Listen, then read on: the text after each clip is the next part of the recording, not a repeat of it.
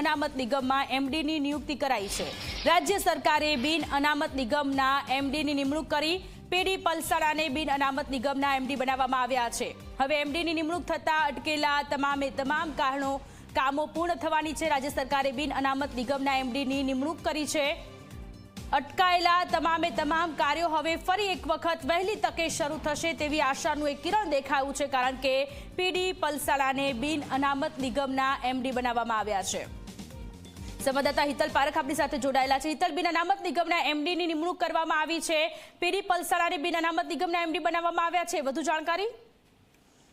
જી સોનલ, ચોક્કસ એવું કહી શકાય કે આઈએએસ અધિકારી પીડી પલસાણાને બિન અનામત નિગમના એમડી બનાવવામાં આવ્યા છે। આ લાંબા સમયથી નિમણૂક કરવાની બાકી હતી અને ક્યાંક ને ક્યાંક સવર્ણ વર્ગો દ્વારા આની માંગણી પણ કરવામાં આવી હતી અને એ માંગણીને અંતે સરકારે આ એક મહત્વપૂર્ણ નિર્ણય કહી શકાય, જેનાથી જે વિદેશ લોનથી માંડીને અનેક પ્રકારની કામગીરી છે એ બિન અનામત આયોગ અને નિગમ દ્વારા કરવામાં આવતી હોય છે। નિગમ આ નિમણૂક થતા આ જે કામગીરી લાંબા સમયથી પેન્ડિંગ હતી એ તમામને વેગ મળશે એવી આશા ચોક્કસ રાખી શકાય। જી સોનલ। જી, તો આભાર તમામ વિગતો માટે।